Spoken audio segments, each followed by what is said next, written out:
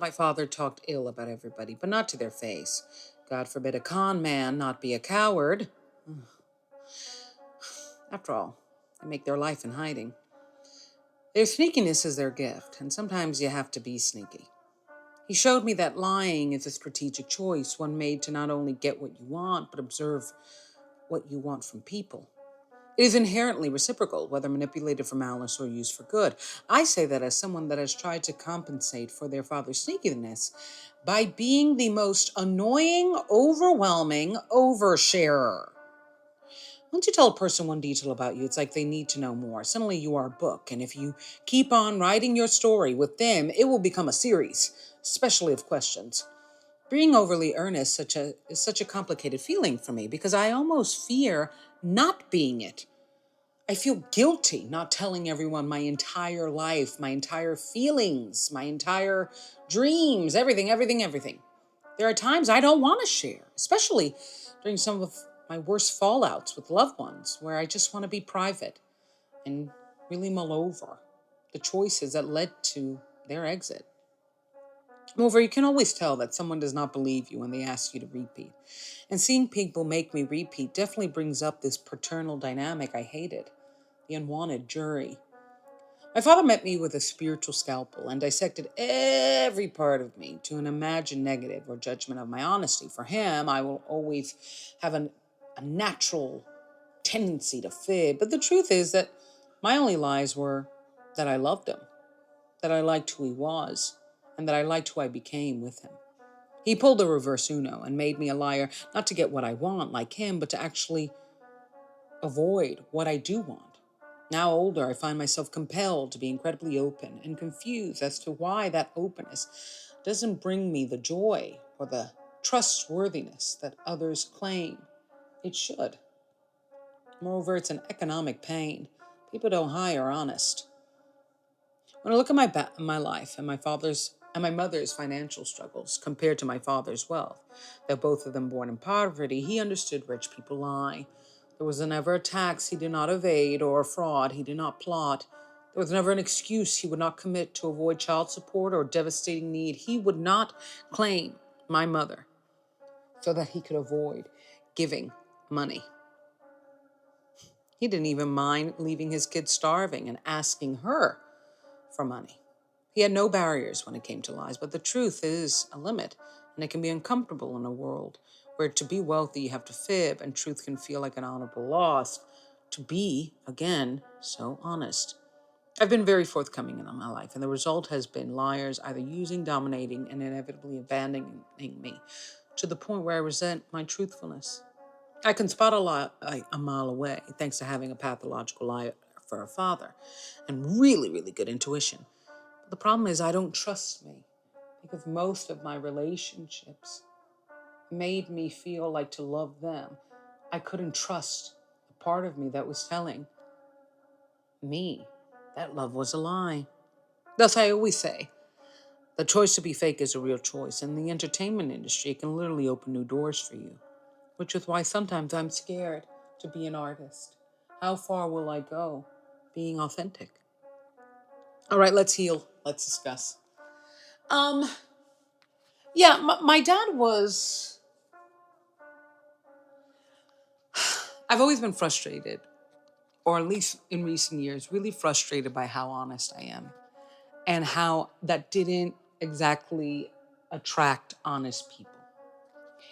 And when I started Daddy Recovery, especially in this last year, I kind of realized a little bit of the law of attraction and seeing that it's a little more layered than what I thought.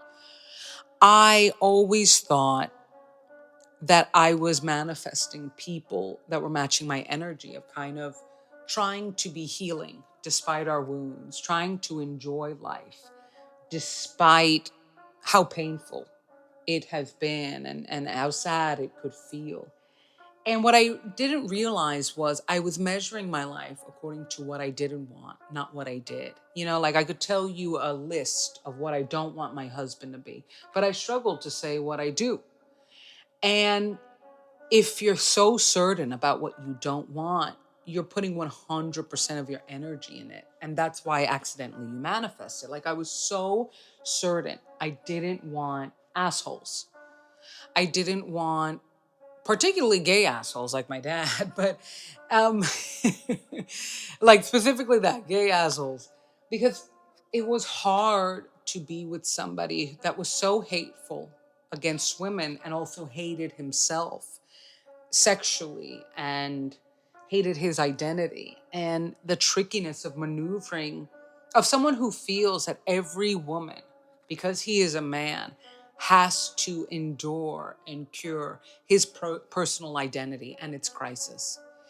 And I think because both of my parents really thrived in some ways, to different degrees, on always making me feel like I was doing something wrong. My mother was obsessed with me becoming a good person and refused to connect that obsession with the fact that she thought my dad was really evil.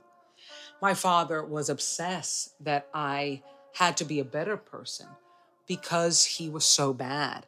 And he manipulated everybody in his life, particularly women, according to this really, really distorted, maniacal definition of forgiveness. And the idea that a good person always forgives. And that forgiveness is not about forgetting the person who sins, but forgetting how they sinned. And it worked because my father was just like a crash dummy. You go into the car and it's driving well, and suddenly it hits a wall and everybody's flying out the windows. He kind of lived his life like that, of kind of seducing people into believing it was going to be a smooth ride, and then having these drastic, dramatic tower moments that left people screwed for years, even the rest of their lives. And he was also very vengeful and very paranoid, and kind of swore that certain people were his permanent enemies. And it was usually the person that he permanently damaged, like my mom and myself. And I always said that in many ways I tried to compensate my father's lying with being the most truthful person, the most unnecessarily honest person. Like, I'm not even on topic, and I'm just saying, yeah, I had diarrhea last night. Like, nobody's talking about that. We're actually talking about Easter. Why are you bringing that up? But I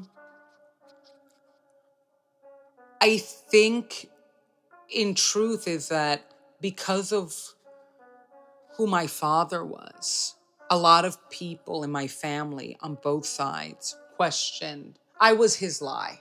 I was the first child and wife. My mother was the first wife to discover he had other wives and other children. And the other wives didn't necessarily investigate. And he resented how intelligent she was, but he also understood, he could make her terrified to do anything against him. But the day my mother woke up to her power, she would realize she could do something against him as well. It's kind of like putting a bear to sleep and convincing it that it only wants honey. But it's a bear. It can bite, it can shred. And I don't think my mother ever realized how much the ball was in her court, how much power she really had. And my father kept her that way by being the most kind, neediest person to her, and then absolutely diabolical to me, to the point where I think it was crazy that my mother didn't understand just how evil my father was towards me, because he was a cokehead who left us homeless. And when she gave birth to me, she got really sick. And in those 2 years of her being bedridden, got remarried with his fourth wife, starting having more kids secretly.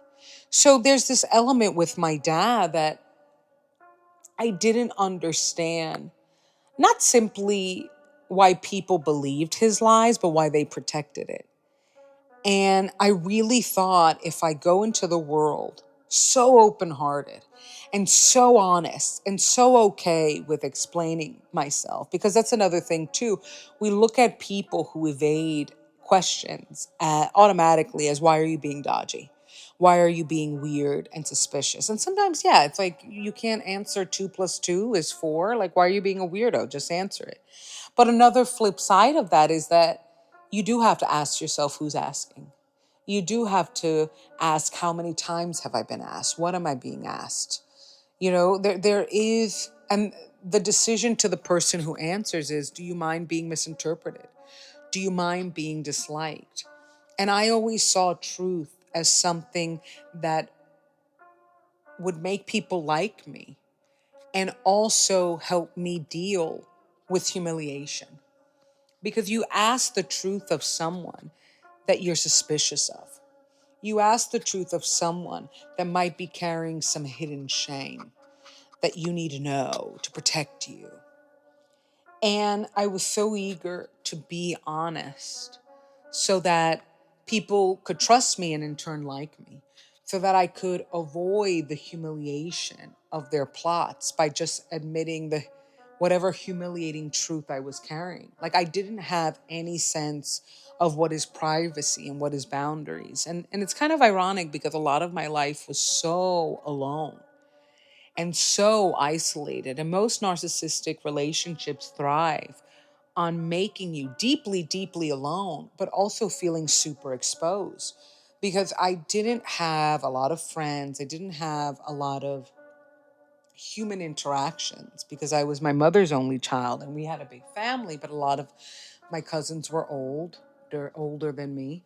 And then you add on that the elders, beyond my grandma, I really didn't have anybody to talk to beyond my own imagination. So I would go and I would meet people and I'd be, just like word vomiting every feeling I had out of both desperation for human connection and just a genuine belief that if I was honest with them, they wouldn't question me like my parents. Like, if I was telling them from the get-go all about me, they would trust me and let me into their world. And I think these last few years, I've realized how much I've let relationship building across the board, from friends to lovers to bosses, block me from even approaching my dreams. Because relationships are life. How you love people and are loved by them is how you define your life. But how you love you is how you define your career. And I didn't love me. And thus, I really didn't have a proper career. I've had 20 million careers. I've had 30 million failed businesses, and they all caved because I really defined self-love by how others loved me. And when I saw no one did, and at the very least, the ones who didn't care how I wanted to be loved or if I loved myself, that rocked me because it did have a financial impact. I was too involved in making people involved with me, in being impressive, and not necessarily being impactful. And it screwed me. It really did. And I think now what I am healing and approaching is the fact that I will be disliked, but I won't be ignored. I will be impressive, and I will have people always try to erase me. And that's a part of the human experience. But the best thing you can do is define who you are in that experience. And when you're really, really honest with others, you oddly are meaningless. I felt like, for the most honest person that overshared everything, I had no definition. And my friends will argue, you're always hard on you. What do you mean you have no definition? Like, what do you mean you're not who you are or who you like? I have a big personality. People love me or hate me, but they love me. I think this is the first time in my life that I'm taking back control of how I am defined. And I realized that giving all my truths away blocked that process, because it's not just that others don't necessarily deserve your truth, but you might not even know what your truth is. And you're always becoming. And we treat truth like it is this standard, immovable object, but the years bring wisdom and truths do develop. And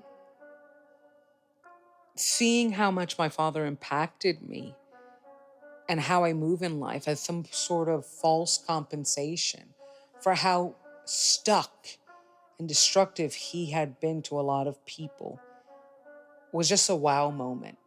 Because I didn't realize that subconsciously I was raised to be his counter.